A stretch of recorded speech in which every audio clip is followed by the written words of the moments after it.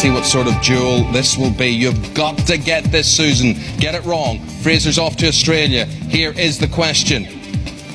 Susan, can you tell me which famous series of children's books are set on the imaginary island of Sodor? S-O-D-O-R.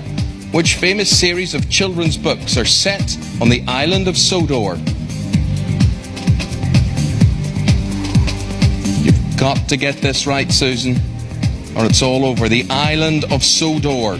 Children's books. A series.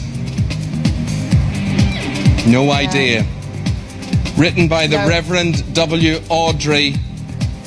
It's the books of Thomas the Tank Engine.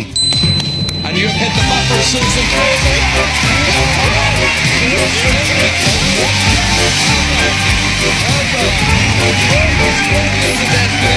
The sights and the sounds, you know what it's like down under there, the other side of the world. You've got all these things to see. Yeah, Australia, off you go.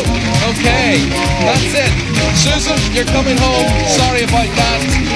We'll be